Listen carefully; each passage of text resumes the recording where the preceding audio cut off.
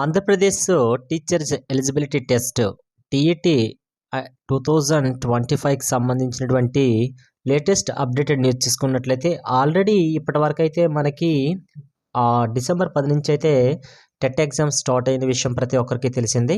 అయితే ఇంతవరకు జరిగినటువంటి టెస్టులు టోటల్గా చూసుకుంటే ఈరోజు 20 కదా. ఈ 10 డేస్లో టెట్ చూసుకుంటే ఏ టెట్ ఎగ్జామ్ కూడాను జరిగినటువంటి ఫస్ట్ సెకండ్ షిఫ్ట్లు చూసుకుంటే మనం ప్రతి ఒక్క అభ్యర్థిని కూడాను మనకి అడిగినట్లయితే వాళ్ళు చెప్పే ఒకే ఒక్క ఆన్సర్ అండి.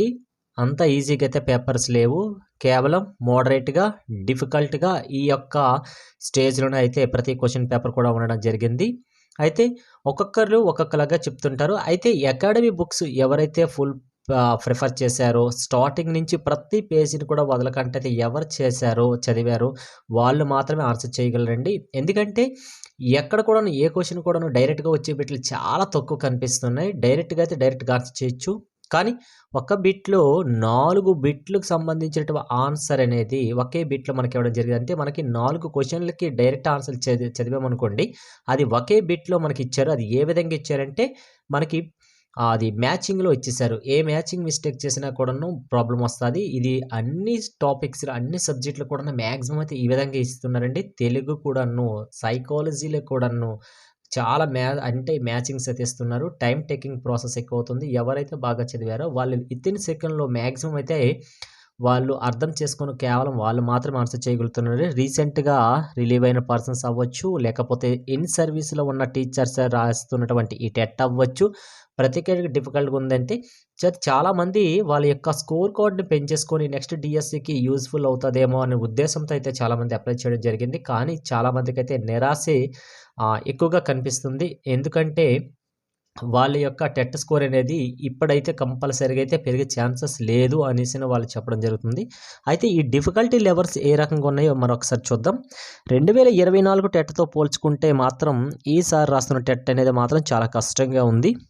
తెలుగు, సైకాలజీ అయితే చాలా టఫ్గా అయితే కనిపిస్తున్నాయి అని చెప్తున్నారు. రిమైనింగ్ సబ్జెక్ట్ కూడాను ఎవరైతే అకాడమీ బుక్స్ చదివారో వాళ్ళకి మాత్రమే కొద్దిగా ఆన్సర్ అటెంప్ట్ చేసే కేపబిలిటీ ఎక్కువ ఉంటుంది. కాబట్టి నెక్స్ట్ మీరు టెట్కి ప్రిపేర్ అయ్యే వాళ్ళు మాత్రం నెక్స్ట్ ఎప్పుడైనా టెట్ రాస్తారు కదా, అప్పుడు ప్రిపేర్ అవుతారు. కంపల్సరీగా అయితే మీరు టెక్స్ట్ బుక్ మాత్రం పక్కాగా ప్రతి పేజీని కూడా మీరు చదవాల్సిన విషయమే. నెక్స్ట్ నిన్నను ఈరోజు బయాలజీ పేపర్ రాసే కొందరు అభ్యర్థుల గురించి అయితే మనం చూసుకున్నట్లయితే మనకి ఎక్కువగా అయితే మొక్కల నుంచి అయితే హార్మోన్స్ గురించి అయితే అడగడం జరిగిందని చెప్తున్నారు. హార్మోన్స్ అంటే మనకి ఆక్సిన్స్, జిబ్బరెలిన్లు, సైటోకైనిన్స్ ఇవి ఉన్నాయి కదా, వాటి హార్మోన్స్ అయితే అడగడం జరిగింది. అవి కూడాను డైరెక్ట్ బిట్లు కాదు, మ్యాచింగ్ అయితే ఇస్తున్నారు. ఒకవైపు హార్మోన్ ఇస్తున్నారు, దాని పక్కన దాని యొక్క ఫంక్షన్ ఏంటని కూడా ఇవ్వడం జరిగింది. మనం మ్యాచింగ్ అనేది చేయాలి. అంటే మ్యాక్సిమం చూడండి, డైరెక్ట్ బిట్గా 4 క్వశ్చన్లు మనం చదివితే 4 క్వశ్చన్లు కూడా ఒకే క్వశ్చన్ రూపంలో ఒకే బిట్ రూపంలో మనకి ఇచ్చేసి ఆన్సర్ చేయమంటాడు. కింద ఆప్షన్స్ కూడా ఇస్తాడండి, దేనికి మ్యాచింగ్ అదొక 4 ఆప్షన్స్. అవి కూడా దగ్గర రిలేషన్గా ఉండేటట్టుగా ఉంటాయి. కాబట్టి మీరు అవన్నీ అర్థం చేసుకుని పెట్టే లోపలే టైం అయితే అవుతుంది. కాబట్టి చాలామందికి టైం కూడాను ప్రాబ్లం అవుతుంది. కాబట్టి బాగా ఎవరైతే ప్రిపేర్ అయ్యారో వాళ్ళైతే వితిన్ సెకండ్లో అయితే ఆన్సర్ చేయగలరు. అలాగే జాయింట్స్ విషయానికి వస్తే మనకి బయాలజీలో జాయింట్స్ ఉంటాయి కదా, కీళ్ళు అంటారు. బొంగరపు కీళ్ళు లేక మడత పొందే కీళ్ళు ఉంటాయి కదా, జాయింట్స్, బాల్ సాకెట్స్, అవన్నీ కూడా మనకి జాయింట్స్ కూడా అది కూడా మ్యాచింగ్ రూపంలో ఇవ్వడం జరిగింది. కాబట్టి మ్యాచింగ్స్ అయితే ఫస్ట్ నుంచి 10వ తేదీ నుంచి చూసుకుంటే 20వ తేదీ వరకు, అంటే ఈ రోజు జరిగినటువంటి టెట్ ఎగ్జామ్స్ వరకు చూసుకుంటే మ్యాచింగ్కి సంబంధించినటువంటి క్వశ్చన్స్ అనేది చాలా రావడం జరుగుతుంది. అది కూడాను ఒకే బిట్లోనే 4 బిట్స్ మిక్స్ చేసిస్తున్నారు మ్యాచింగ్స్. ఓకే, అయితే బయాలజీ గురించి చూసుకుంటే మ్యాక్సిమం ఇది కనిపిస్తున్నాయి.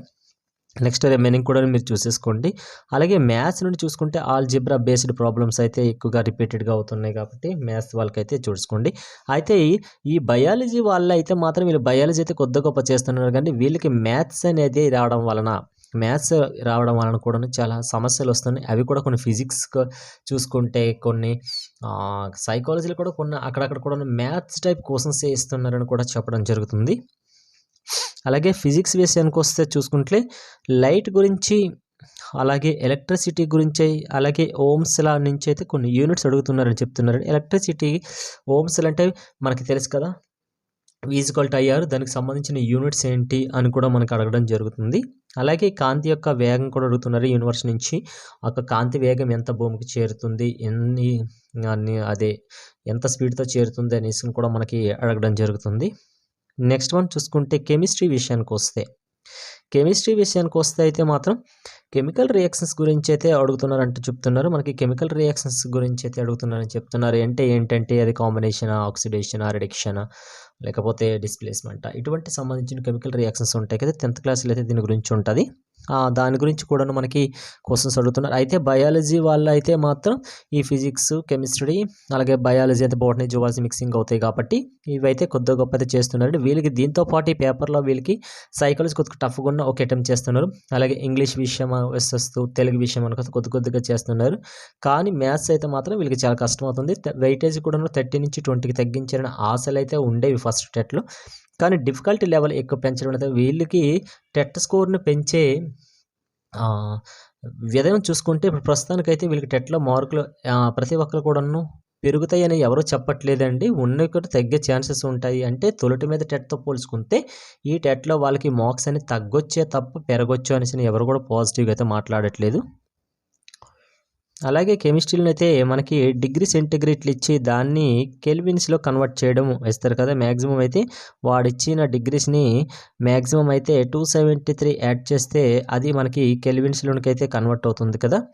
ఈ విధంగా ఆ ప్రాబ్లం కూడా ఇచ్చారని చెప్తున్నారు. అయితే ఇది అయితే డైరెక్ట్ పెట్టే కాబట్టి ఈజీగానే ఉంటుంది కాబట్టి చాలామంది కెమిస్ట్రీ అవ్వచ్చు, ఫిజిక్స్ అవ్వచ్చు, బయాలజీ వాళ్ళకైతే బయాలజీ అయితే కొద్దిగా కష్టం అంటారు. సైన్స్ వాళ్ళైతే ఇది కెమిస్ట్రీ వాళ్ళైతే ఈజీగా అటెంప్ట్ చేసి వచ్చేది డైరెక్ట్ బిట్ కాబట్టి. అయితే ఇప్పటి వరకు అయితే నిన్న జరిగినటువంటి పేపర్ చూసుకుంటే అదే 19వ తేదీన బయాలజీ పేపర్ చూసుకుంటే న్యూటన్ లాస్ అయితే రావట్లేదు. అలాగే మిర్రర్స్ ఉంటాయి, convex lens, concave lens, concave mirror, convex mirrors, వీటికి సంబంధించినవి అవి కూడా ఎక్కడ కనిపించలేదు అంటారు. అలాగే మ్యాగ్నెటిజంకి సంబంధించినటువంటి క్వశ్చన్స్ కూడా ప్రస్తుతానికి కనిపించలేదు అంటున్నారు. అయితే ఇది ఎప్పుడుదంటే ఇది 19th అయితే వీళ్ళు చెప్పే ఈ యొక్క కామెంట్లు అండి. అయితే వీళ్ళకి కరెక్ట్గా ఆ రోజు కనిపించలేదంటే నెక్స్ట్ డే మాత్రం అంటే ఈరోజు కనిపించేయేమో. ఎవరైనా కనిపించినట్టుగా అయితే కామెంట్ రూపంలో కామెంట్ చేయండి. నెక్స్ట్ దీని కోసం అయితే కూడా వీడియో చేస్తాను. అలాగే రిమైనింగ్ రోజుల్లో అంటే ఈరోజు కనిపించిందే లేదా లేకపోతే రిమైనింగ్ రేపు కానీ ఇలాగ ఎవరికైనా కూడాను దీనికి సంబంధించిన క్వశ్చన్స్ కనిపిస్తే కామెంట్ చేయండి. అలాగే సైకాలజీలో కూడాను మ్యాథ్స్ లాగే ఇచ్చేస్తున్నారని చెప్తున్నారు. ఫిజిక్స్లో కూడాను మ్యాథ్స్ ప్రాబ్లమ్స్ ఇస్తున్నారు ఇలా కనిపిస్తున్నాయి. అంటే వాళ్ళు మ్యాథ్స్ స్టూడెంట్ కాదు, కానీ టెట్లో అయితే మ్యాథ్స్ అయితే రావాలి. అయితే ఇది ఫస్ట్లోనే పెట్టారు, కానీ గవర్నమెంట్ దీని గురించి అయితే ఎటువంటి స్పందన లేదు. జస్ట్ అనేది 30 మార్క్స్ నుంచి 20 మార్క్స్కి అయితే మ్యాథ్స్ని తగ్గించడం జరిగిందే తప్ప ఈ టాపిక్ని అయితే సైడ్ పెట్టలేదు. అంటే వీళ్ళందరికీ కూడా ఒక కంటెంట్ విషయానికి వస్తే బయాలజీ కంటెంట్ అయితే చాలామంది అయితే బయాలజీ వాళ్ళైతే బయాలజీ బిట్స్ అయితే ఓకే చేస్తారు. కానీ మ్యాథ్స్ బిట్లు అయితే డిఫికల్ట్ రేంజ్ చూడడం వల్ల కూడా దానికి అటెంప్ట్ చేయడానికి కూడా వాళ్ళకి కొద్దిగా ఇబ్బంది అయితే అనిపిస్తుంది. ఓవరాల్గా చూసుకుంటే ఈ యొక్క టెట్ ఎగ్జామ్స్కి 2025కి సంబంధించినటువంటి ఇన్ఫర్మేషన్ చూసుకుంటే ఇప్పటి వరకు కూడాను ఈజీగా అయితే ఏ షిఫ్ట్ కూడాను మనకి కనిపించట్లేదు. ఇప్పుడు వరకు జరిగినటువంటివన్నీ కూడాను అభ్యర్థులు చెప్పేది ఏంటంటే మీడియంకి టఫ్కి మధ్యన మాత్రమే ఉంది. అయితే ఈసారి వాళ్ళకి వెయిటేజీ పెరుగుతుందా అనే విషయానికి వస్తే మాత్రం మ్యాక్సిమం 90% వరకు అయితే వాళ్ళకి వెయిటేజీ పెరిగే ఛాన్సెస్ అయితే చాలామందికి కనిపించలేదు. మ్యాక్సిమం 2024 అవ్వచ్చు 25 అది వెయిటేజీతో పోల్చుకుంటే ఈసారి వెయిటేజ్ అనేది చాలామందికి తక్కువే ఉంటుంది తప్ప ఎక్కువ ఉండదని అభ్యర్థులు అయితే చెప్తున్నారు. అయితే మీరు ఆల్రెడీ ప్రీవియస్ 1, 11, 12 డేట్లు అయిన వాళ్ళందరూ కూడా ఇనీషియల్ చూసుకుంటే కొన్ని ఇనీషియల్లో మీకు అబ్జెక్షన్స్ చాలా ఉన్నాయని చెప్తున్నారు. అటువంటి అభ్యర్థులు కూడాను మీరు అబ్జెక్షన్స్ చేసేసి మీ యొక్క ప్రూఫ్ కూడాను వాళ్ళకి సెండ్ చేస్తే వాళ్ళు ఈ యొక్క ఇనీషియల్ కీని వాళ్ళు వెరిఫై చేసేసి అందులో ఏవైనా తప్పులు ఉంటే మాత్రం మనకి మార్క్స్ అనేది యాడ్ అయ్యే ఛాన్సెస్ ఉంటుంది. ఈ ఎగ్జామ్స్ అన్నీ అయిపోయాక నార్మలైజేషన్ ప్రాసెస్ చేస్తారు. అయితే 2024లో చూసుకుంటే నార్మలైజేషన్లో అయితే చాలామందికి అయితే మార్క్స్ యాడ్ అయ్యడం జరిగింది. అయితే ఈసారి నార్మలైజేషన్కి ఏమవుతుందని చూడాలి. At the same time DSC నోటిఫికేషన్కి అయితే బాగా జాబ్ కావాలి అని ప్రిపేర్ అయ్యే వ్యక్తులు మాత్రం టెట్ మాత్రం అయితే చాలా ఇంపార్టెంట్ అయిపోతుంది. కాబట్టి రిమైనింగ్ డేస్లో ఎవరైతే డేట్స్ ఉన్నాయో వాళ్ళందరూ కూడా పక్కగా ప్లాన్ ప్రకారం అయితే చదవండి. ఓకే, చాలా హెల్ప్ఫుల్ కూడా మీకు అవుతుంది. Okay, thanks for watching.